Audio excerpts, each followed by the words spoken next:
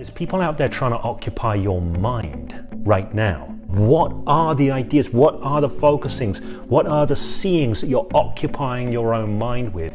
And how are they creating your engagement with the world?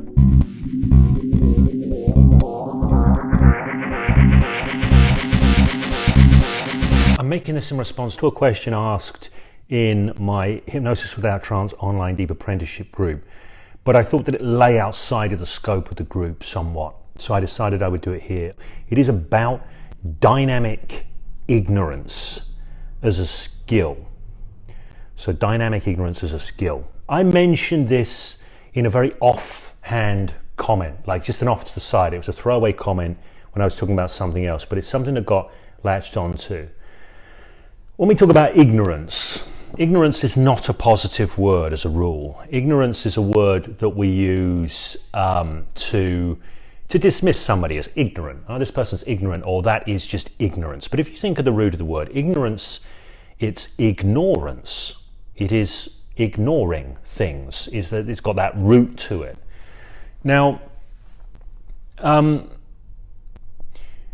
there's a great belief in our world that the more we know, if we can just get to the bottom of things and know what is going on, then we can navigate our way through the seas, navigate our way through the storms. So we prioritize truth beyond everything else. So we think if we operate by this paradigm, then the more we know, the better.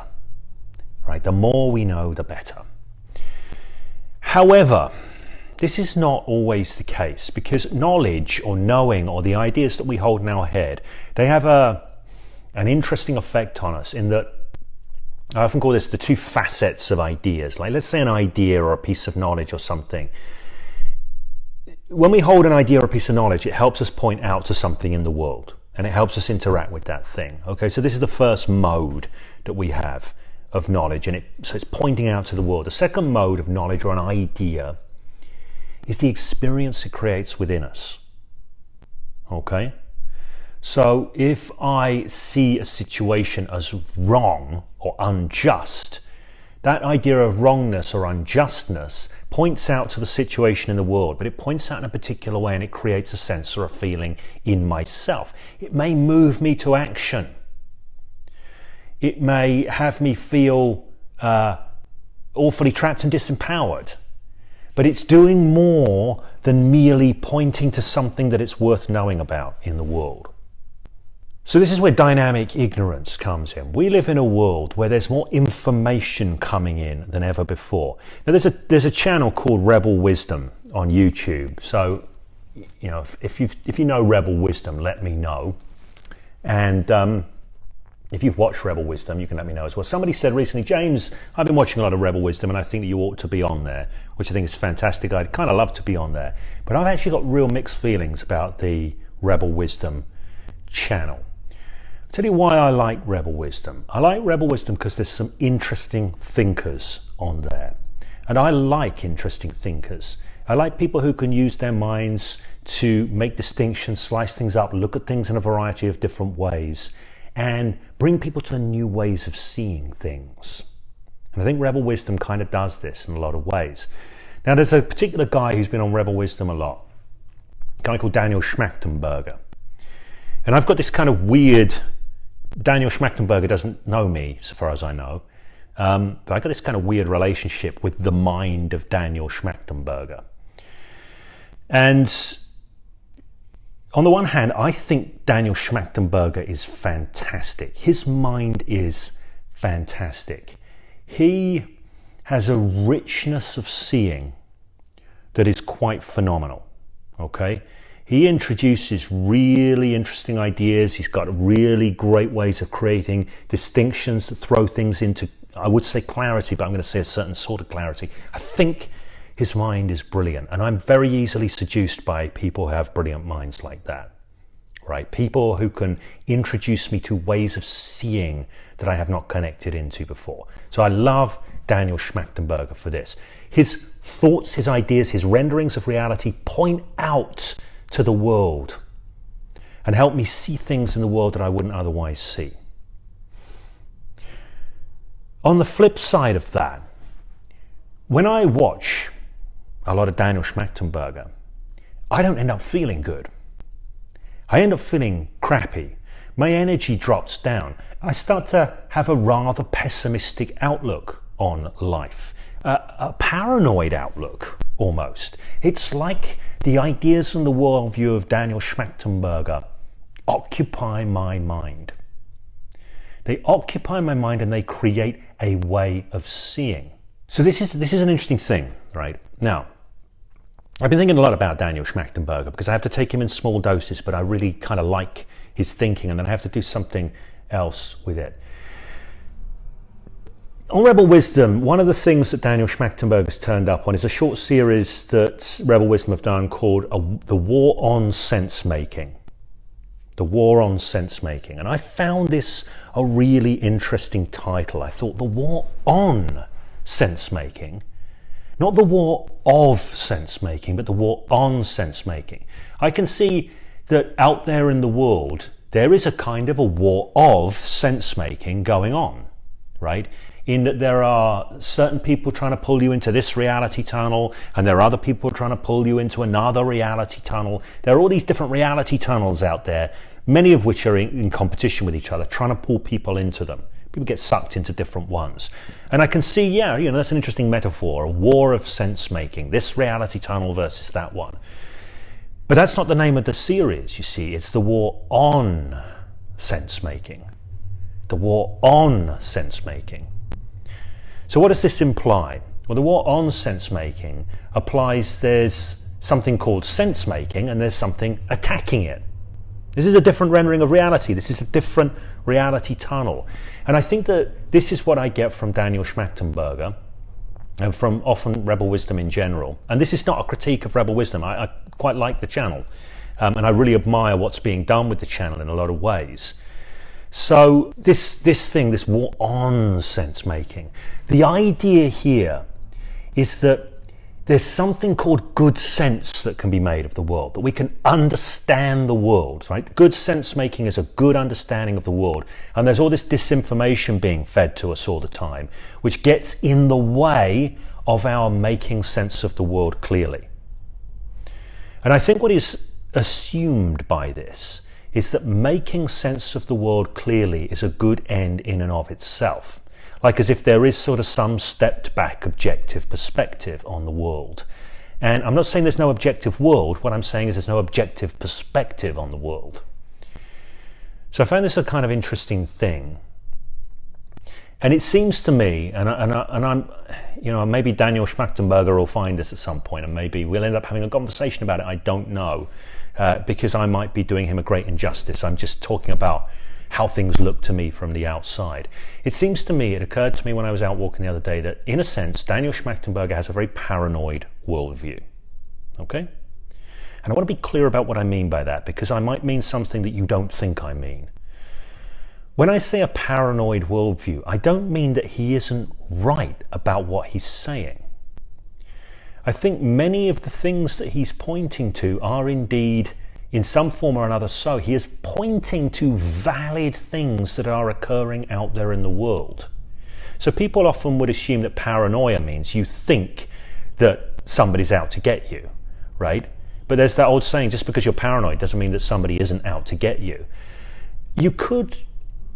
Let's imagine that there are forces in the world that work against you and you have no power with. Let's imagine that this is true. If it's true that there are forces in the world that work against me and I have no power with, if I occupy my bandwidth completely with understanding those forces, how does that serve me and what does that create inside of me in terms of my being, my phenomenology, my energy, my sense of agency, my sense of choice in the world? What does it create for me, even if it's quote unquote true? Okay, what does it create? And what I would say is it creates a very paranoid experience. And that's what I get from Daniel Schmachtenberger, a very paranoid experience. And I'm not saying that what he's pointing to isn't happening. So, there is a little piece, there's a bit of shtick that I've done for years with clients. It's a little device I do sometimes with coaching clients. And I'll do it. I'm going to do the shortened version. When I do this with clients, I do this much more theatrically, but I'm going to do the shortened version. I say to my client in an opportune moment, I say, imagine the world is comprised of two piles. And I hold out my hands, two piles. I say, the one pile is a pile of glittering treasure and phenomenal magnificence, complete wonder. And the other pile is a great pile of steaming shite. And this is what the world is, two piles, two equal piles, glittering wonder, steaming shite. Now, if this were so, about 50-50, if this were how it really was, if I were looking at the glittering wonder, and filling my attention with the glittering wonder, how would the world appear to me? What would my experience of the world be? I'm going to suggest the experience would be pretty good. Now, it doesn't mean that I wouldn't catch the odd whiff of the shit pile. I might do. Maybe just enough to let me know it's there, okay? But not so much. But if, on the other hand, I had a different orientation in life and instead I was face down in the shite pile, right?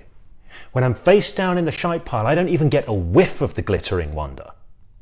So the question is, how do I want to focus my attention? What do I want to render up inside of my own mind and my own being? Now, here's the thing. If I just assume that all knowledge is good, the more I can know about the world, the more facts I can gather, the more empowered I am. Maybe I'm not, because some of those facts might be, they might be off the shit pile, right? They might be off the shit pile. So do I want to hang out there?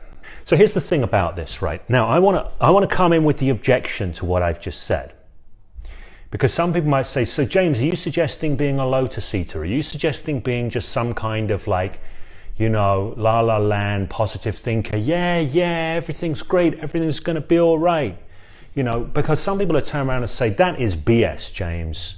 There's bad stuff happening in the world. And if you stick your head in the ground, you won't engage with it, right? You won't be an activist who goes and makes things happen in the world. I would disagree strongly. I'm saying discernment on how you manage your attention does not mean that you just ignore all that is bad and focus on what is good. It means finding where you have your power and focusing your energy and attention there. So I'm all for activists.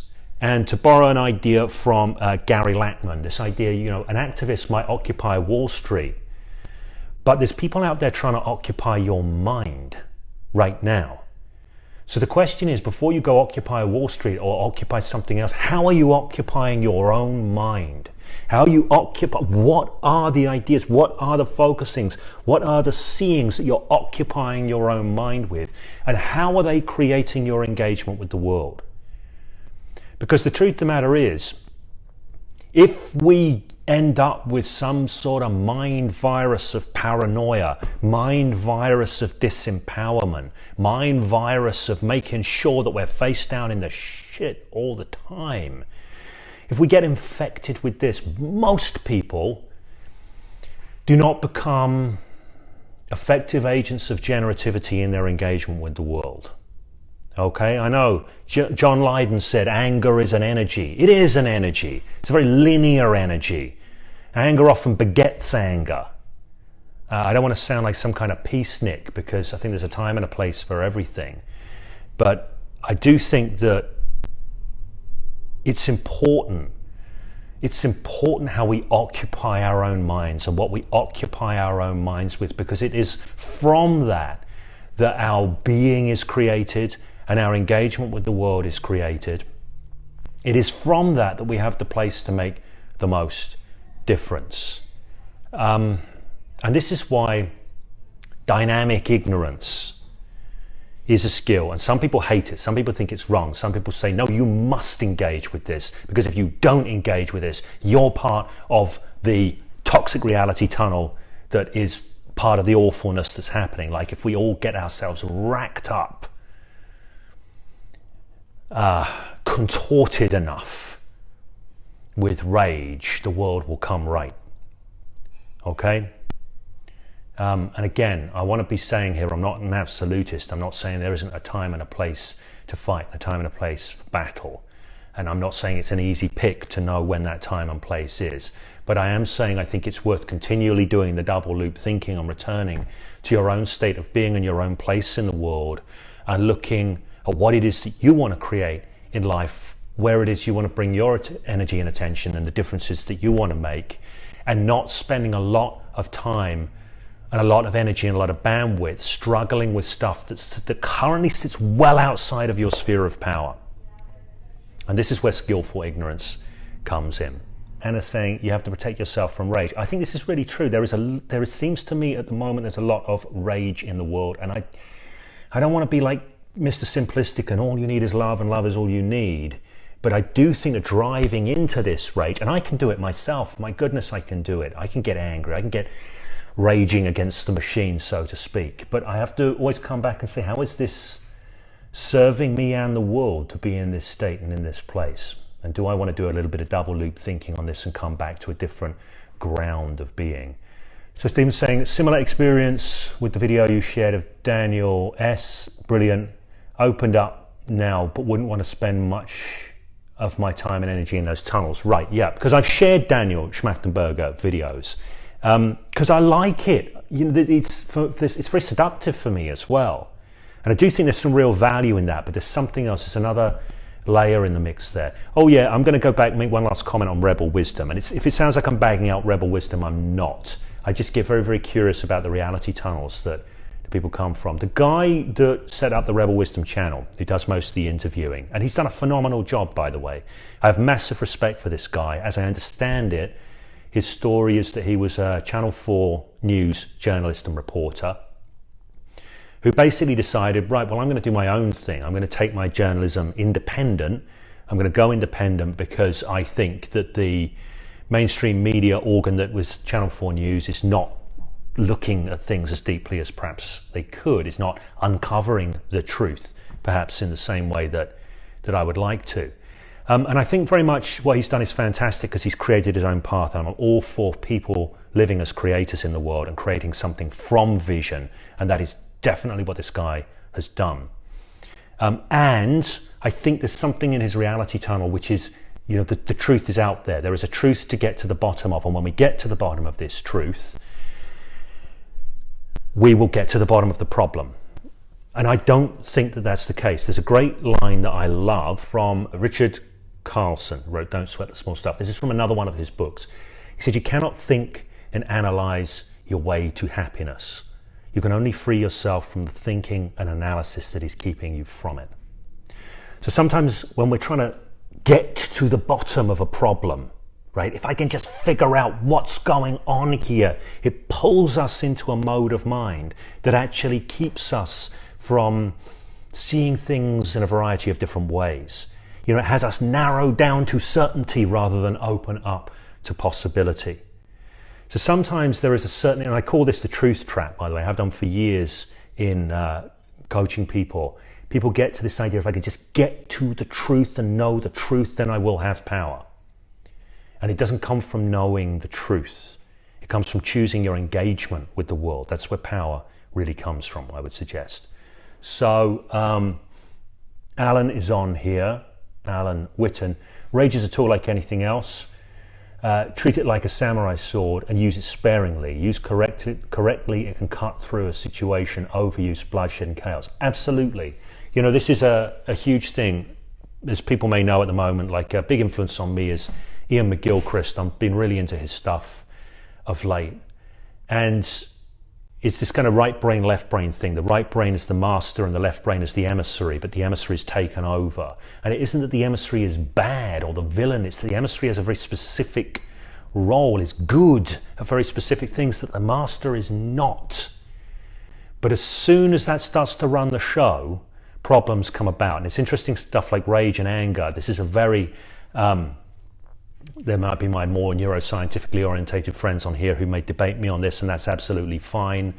And just going with McGilchrist as the source, the the emotion that shows the clearest left brain dominant activation is anger. So in a sense, kind of left hemisphere thinking, it doesn't mean that all left hemisphere thinking leads to anger, but it's very predisposed to anger because the left hemisphere is very black and white. It knows right and wrong. It likes to have a coherent worldview, and it doesn't like threats to that, and tends to respond to threats sometimes with anger, sometimes with anxiety, certain types of anxiety. So there's interesting things in that. All right, well, that's all I'm going to say on this. And please, if anyone from Rebel Wisdom is watching this, or Daniel Schmachtenberger is watching this, please forgive me if I seem like I'm critiquing. I guess I am critiquing, but that isn't to say that I don't massively value and respect what you're doing, because I really, really do. And I do watch a fair bit of the content on there, and I've got a lot of value from it myself, but I find myself needing to engage with it whilst managing my engagement, and on the other side, my ignorance, which is what we started out talking about, dynamic ignorance as a skill. All right, I'm out of here. Thanks, Alan. Thanks, Dipti, and thank you to everybody else who's been on here and given thumbs and likes and loves and all of that. If you've got any questions about anything that I mentioned here, you can ask in that comment section, and maybe I'll pop up, do another live stream. Maybe I'll even warn people ahead of time that I'm going to do it. Either way, let's carry on this conversation if it's one that you find stimulating, useful, interesting, or just enlivening.